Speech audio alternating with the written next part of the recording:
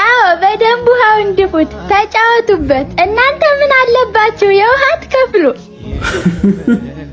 አይዞ ቃልዬ ትንሽ ጊዜ ብቻ በሊቢያም ቢሆን ከዚህ ሀገር ወጥቼ ያለ ሐሳብ የምትኖርበት እንደ ልብ የምትደፋው ውሃ እንዲኖር ነው ማደርገው። ወንድምነት የአብዛኛው ሰው እንደዚህ አይነት ችግሮች ሊቢያ ላይ ሰው እንትና ምናምን የሚባሉ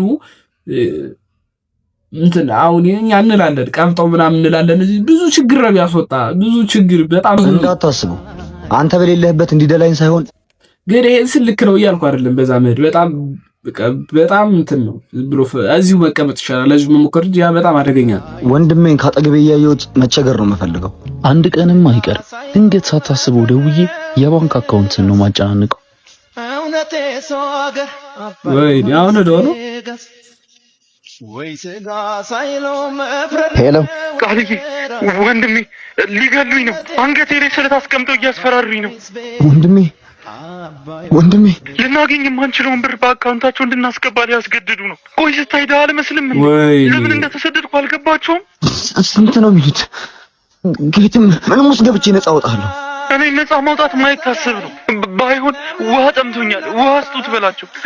እባካችሁ ውሃ ስጡኝ፣ እባካችሁ በውሃ ጥም ልሞት ነው። ስለፈጠራችሁ ውሃ ስጡኝ። ውሃ አይደል የፈለገው? ወደ ባህር ጣል፣ በዛውም ደሙን ያጥበለታል። ውሃ ስጡት፣ ውሃ ስጡት፣ ውሃ ስጡት፣ ውሃ ስጡት፣ ውሃ ስጡት፣ ውሃ ስጡት፣ ውሃ ስጡት፣ ውሃ ስጡት። ይኸውላችሁ በጣም አሁን ወጣቱ ያለበት ችግር የገባበት ነገር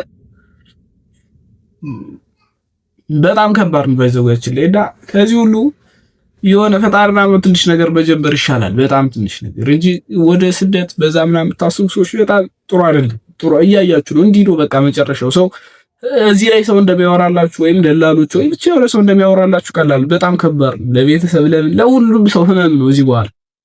ስለዚህ ቀድማችሁ ታስቡ። ጥሩ ነው። እዚህ ነገር ጥሩ አይደለም።